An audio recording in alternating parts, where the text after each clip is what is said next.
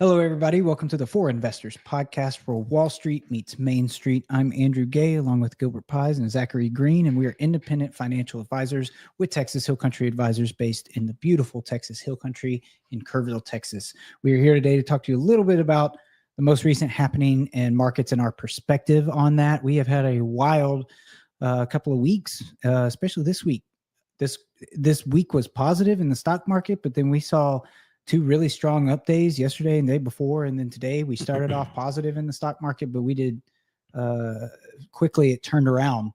One of the things that was kind of notable that I wanted to bring up on here that we can kind of toss around and talk a little bit about was the move in the benchmark 10-year U.S. Treasury, because yes, the stock market moves catch all the attention. They catch a lot of the headlines, but the 10-year benchmark U.S. Treasury yield has dropped significantly in the last couple of days. And today it was trying to inch its way all the way to 4% even, which is a heck of a move and a long way away from 4.5 just a few weeks ago, feels like. And I think, if I'm not mistaken, the end of last year, beginning of this year, we were closer to like 5% on that thing. So that can pose very specific situations or questions for investors with saying, okay, if I think that the Fed might cut in the next week or two and maybe interest rates are going to continue to go down, how does that change the investing landscape for me as an investor? So that's kind of, I think, the first question that's on our mind. So maybe we start there. You want to talk about that a little bit and then just go from there? Yeah, I think to answer your question, everybody and their mother thinks, and if you watch the Fed CME tool, there's a, what did you say earlier this morning, Zach? 85% chance of a rate cut next week. It was so good that some of it spilled over to say, well, not just one 25 basis point rate cut, but maybe it'll be a 50 basis point rate cut. Right. So I think before last week, there was a 97% chance of a 25 basis point cut. Now it's 85% chance of a 25 basis point cut and a 15% chance of a 50 basis point rate cut next week. What's the Fed going to do? Who knows? But if we can talk a little bit about what's likely to happen to the stock market and the bond market if they cut rates and if they don't do anything to rates. I don't think anybody is thinking that the Feds are going to raise rates. I probably would be the only outlier that would say that they might that's not a thought that they haven't had because inflation is still pretty high. But regardless, the two prevailing thoughts out there is they're going to cut rates a little bit, whether it's 25 or 50, or they're just going to leave rates alone. So let's start with if they leave the rates alone. If the Feds leave interest rates alone, I think what that's going to do to the equity market anyway is the equity market is going to drop off a little bit because they are so primed for a rate cut that if they don't get what they're looking for next week, the market's going to drop off a little bit, 1 to 2% maybe. But on the other hand, the bond market, what's going to happen to the bond market? I think we're going to see the yield curve start to move up a little bit across the board because, as you mentioned earlier, Andrew, especially today, the yield curve dropped off quite a bit. Heck, we had the 10-year pretty close to 4%. I think it was 4.08, if I'm not mistaken. I was going to say, because it's, as we're recording this, it's 3:00 on Friday, and it's at 4.08. So down 2.16% on the day. Yeah, so yields may spike, prices may fall on bonds if the Feds don't do anything.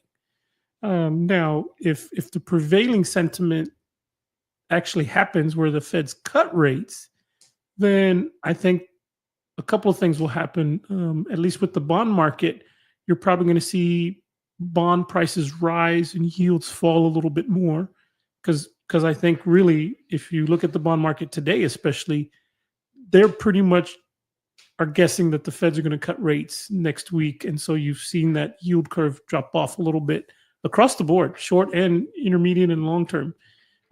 So you might see bond prices catch a bid really nice next week and start moving up. And if the Feds continue to cut rates, that's going to be good stuff for bonds, existing bondholders that have bonds. Now, not all bonds are created the same. Right. They don't all respond the same way, but generally speaking, bond values will go up, yields will come down. And it's not always a 1-for-1 trade. That's right. If the Fed cuts and then the moves we see in the bond markets across the board, whether it's usually we're talking about the treasury markets, right? Like I was quoting the 10-year US Treasury yield as a benchmark interest rate, but it's not always, oh, we cut 25 basis points. So every yield across every bond curve that exists goes down 0.25%. That's not really how it happens. Because especially in the bond market, you've got duration risk, you've got interest rate risk, you've got the current value of money that you got to think about. So longer durations get affected more. Shorter durations maybe a little less. Plus, you got to look at bond quality. Not all bonds are rated the same, so you have to look at those things. But generally speaking, bond values would probably go up, yields would come down. And in the equity market, if the Feds cut rates, probably the equity market would have a nice little bounce, because initially I would say that interest rate cuts initially aren't really very good for the stock market, because why is the Fed cutting interest rates? Because the economy is slowing down. And anytime the economy slowed down means less growth. And if there's less growth, that means less profits. The short term, that is not a good thing for the stock market. But long term, it's a good thing, because the stock market's always looking out. Like we say, it's anticipating that in the next 6 to 12 months, you'll have this growth spurt. So when do you get into the market? When it's at a low point. And if they're figuring that, profits are just going to go up from here and might go up a little more, well, the equity market's probably going to jump up a little bit. Now, if the Fed's only cut 25 basis points, the market's probably going to say, wah, wah, wah, it's not what we wanted. Right. But it may do nothing, actually. So I think that the equity market probably has a lot of that price or the yield cut already priced into it. And so if nothing really happens, or if they get what they're expecting, it's probably not going to be much that's going to happen with the market, I would say. Right. But what happens if the Feds come back with a 100 basis point cut? Right. Or no cut. Or no cut. Or right. Or on the outside chance that they we're going to raise rates. Yeah, that would do some crazy stuff. But we don't need to delve into those, because that's really just not likely to happen. Right. The more likely thing is they cut somewhat or they do nothing. And so there's those two things, and I think those are the likely scenarios. What does it mean after that? I don't know. You had a good we had a good discussion this morning about what if the Feds cut 50 basis points and then do nothing after that. Yeah, it's what they did last year. Because who says that they're on the hook for doing a consecutive methodical 25 basis point? Because that's kind of how they raised rates. And I think that all of us as humans, think that everything is linear, and everybody that participates in financial markets are humans at the end of the day. So, who says that they have to do it like that? Right. Who says they have to cut rates in the same method, in the same manner that they raise them? No, right.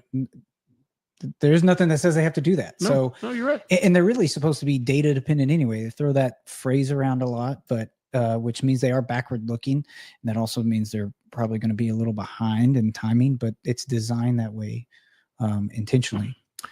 Zach, what do you think would happen to some of the other markets, like commodities, maybe oil prices, real estate? Because we're kind of in a housing funk right now, because nobody wants to move apparently, and nobody wants to pay a higher mortgage rate than what they have now. So what do you think would happen to those other markets if a rate cut came in September, or if it didn't, or if it didn't happen? Namely, like the one you were talking about right before we started. Yeah. So I think real estate, you'd see an increase in home sales, I'm assuming, because mortgages would come down a little bit. It would be easier to lend to get a home. If they don't hold, it would be the opposite. It would probably stay along the path we're on right now, which is not too bad. And then with gold, I think that's a big hot topic for some people. I think we'd see gold increase in price if they cut rates. Hit the G word. I was waiting for it. But why did we bring up gold? Because we were kind of chatting about it a little bit before this. Well, and it's not just gold in particular. Sure. It's commodities in general for the most part. I mean, because there's been a pretty good overall increase in the price of commodities. Right. And gold has been one of the main benefactors Yes, of for that. sure. And I think because of that, it's been a hot topic recently, and we've gotten a lot of questions about it. I know you have. Yeah. So let's talk about that a little bit more. So if the Fed cuts rates, that would signal that they think there's weakness in the economy. So why would an investor buy something like gold in a time like that? I think it could be a good hedge play if you think the market's going to go down, it'll hold its value. And if a rate cut does happen and the market goes down afterwards, gold will probably increase in price due to the dollar losing a little bit of value from the rate cut. Sure. And one of the main concepts there is that you pointed out that people across the board, on average, think that gold can hold its value. And a lot of times you'll hear people say that it's a hedge against inflation, right? Mm-hmm. And I think that could be true to some extent. But if you actually look at the numbers, gold and its performance over 10-year plus track records compared to the stock market, it doesn't. It's had a decent run up this year, and we all know that. But historically speaking, it's dwarfed what the overall total return of something like the S&P 500. But why do we hear so much about that? I think in times like this, that's the question I really wanted to try to tackle. I think it's more a fear gauge. When people are scared, people don't know what to do. They're afraid. They look at gold as that hedge. And if you ask a financial advisor, most of us would tell you that commodities in general, gold included, tend to be non-correlated to what the stock and bond markets tend to do. Now that isn't necessarily the case right now, but it isn't necessarily the reason you'd want to hold it, but in some cases, maybe. Sure. It certainly is a diversifier in your portfolio. And most of our clients, or a lot of them anyway, have commodities, not just gold, but other commodities. As we have a small portion of their portfolio invested there, right? Because it does make sense, and you can diversify your portfolio, hedge a little bit against crazy things that happen out there, whether it's inflation or geopolitical events. So it's not a bad investment. It's just part of your overall portfolio that you should consider. And if you're curious about how much of your portfolio to have invested in something like that, that's what we're for, is we can talk to you about the asset allocation of all that. And depending on your personal goals, preferences, what you have going on in your life, dynamics, all that stuff, we can help kind of reverse engineer that into like a reasonable existence of why you would have a certain piece allocated to those things. The other part that I wanted to mention about gold, other than pointing out the simple fact that, sometimes I think we get wrapped up in headlines and like the who's who of like what's happening right now, especially in the investment world.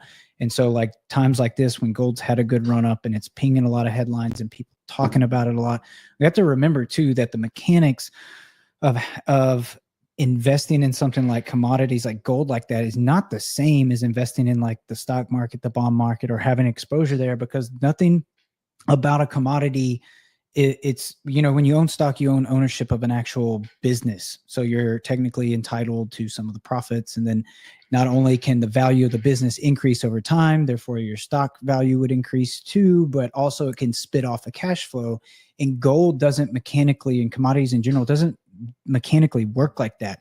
It is not a living, breathing business that can spit off cash flow. The only thing that you're hoping for as an investor is that you're buying it at one price level and that it appreciates from that point forward, and you sell it at a higher price level. So the mechanics of commodities in general, why you would own some of that or have exposure to it as an investor, is it's totally different than why you would maybe be invested in stocks or bonds. And once again, that's why we're here to help you maybe sort some of that out. Mm-hmm. Yeah, and that's not even talking about the illiquid aspect of commodities, the security. How do you store it? Because sometimes the question is pickup, because now we're delving into the physical physical commodity. Most of the investments that we invest for people in an investment account, we're not talking about the physical commodity. We're talking about Right. a security that's based on that commodity. So it's not quite the same thing either. But are commodities in general is something to consider? Sure. Should you put all your money into it? Absolutely not. Right. And then finally, we'll wrap all this up by saying the last concept there that I wanted to point out and talk about real quick is just the fact that you'll hear this referred to in the markets. And if you watch any of the media that follows financial markets, but you'll hear it referred to sometimes as risk on and risk off sentiment or tone throughout maybe like one trading day and like how markets are moving. But I think that describes kind of what we see, especially today, where the stock market is in negative territory, trading throughout the day today in negative territory, and then the bonds are catching a bid. So they've actually have money flowing into them, which makes the face value of the bonds go up and push the yields down. People do that, investors do that, and move money like that in markets when they perceive that would be considered risk off, when they perceive that there's more riskiness in the market that would drive them to sell what they perceive to be the more risky securities or more risky investments, i.e. stocks, right? And then maybe move some of that money or just pull money off the sidelines and invest into something that they perceive to be a little more conservative, like bonds, right? And so that's a lot of times you'll see that where the stock market is selling off, but then the bond market is catching a bid, which is pushing the yields down. And that's exactly what you've seen today, because people are perceiving that the labor market is weak or is weakening. And if that leads the Fed to cut rates, yes, that's great. Easy monetary policy, wonderful. But like you pointed out at the beginning of this podcast, Gilbert, that still means weaker economic backdrop. And ultimately, that's not that great for stock markets because they're propped up by the values of the businesses that based on their future sales predictions, right? So eventually someone's going to look at that and go, yeah, I don't know that that's going to, the good times are not going to continue to roll for these companies. So I might want to sell off maybe some of that more riskier stuff right now and move into something that I perceive to be more conservative. Mm-hmm. Yeah. And I would say this too, that, we've talked about a recession for a long time. The markets talked about a recession for a long time. The markets talked about a slowdown in the economy. Well, guess what? It hadn't happened yet. Even during 2022, when the right. market basically went like this, the NASDAQ was down something like 30% right. on the calendar year, down. Right. We technically had 2 quarters that were back-to-back negative GDP, but it was so slight. Yes. Nobody talks about it. It wasn't really like a recession that we felt, right? That's right. I think if the Feds cut interest rates and they start on this cycle of rate cutting, the question then becomes, well, how long are they going to do it? How bad is the recession, quote unquote, going to be? And when are things going to recover? And since nobody has answers to those questions right now, that's what makes a market. You're going to have millions of people thinking, oh, it's going to be this long, and millions that are going to say, no, it's going to be longer. Some people have a different opinion. So all of those things together, when you put that's what makes a market. That's what makes it so exciting and interesting. And I would tell you that no matter what happens in the economy today, tomorrow, next week, or next month, or next year, it's always a good time to invest. You just have to be careful about what you're investing in so that ultimately you can live to fight another day, no matter what happens in the news cycle. And sometimes that's the best you can hope for. Yeah. Before we go, are we going to wrap it up? We're wrapping up. Excellent. Well, before we go, I just wanted to say, let's talk about what we think the Feds are going to do next week. What do you think, Andrew? Okay. I think they're going to cut by 25 basis points. You give me go first. I'll take the easy one out. That means Zach, y'all can't bet the same thing. Okay. I'll go with the 50 basis point cut. Dang. Okay. Gilbert's need some real good, actually bad data, I guess. It would have to be a good inflation reading. Yeah, because we get that before they meet. Because we got payroll data today, and that was no bueno. Mm-hmm. It was pretty bad. Okay, well I'm still going to be the outlier and say they ain't going to do anything. All right. You heard it here first. We got all the bases covered Yes. except raising rates, and I really don't think they're going to do No, that. So, no, I not don't after think the they're gonna do labor market data. No, today, so. that's right. I think that's Um, off the table. So, okay, nothing 50 basis points and 25 basis points. Yeah. We'll see who's going to be right next week. Yeah, I was trying to look at when is the 17th? We'll have another one of these before then, but we'll see. Yes. Right. Yeah. We'll see. We'll see. Okay, guys, thank you so much for tuning in. Don't forget, interact with us, share content. It helps other people find the show. We're on Facebook, LinkedIn, and YouTube. Thanks so much. Have a great week. Catch you back here next time. Securities and investment advisory services offered through LPL, a registered investment advisor, member FINRA SIPC. The opinions voiced in this podcast are for general information only and are not intended to provide specific advice or recommendations for any individual. To determine which strategies or investments may be suitable for you, consult the appropriate qualified professional prior to making a decision.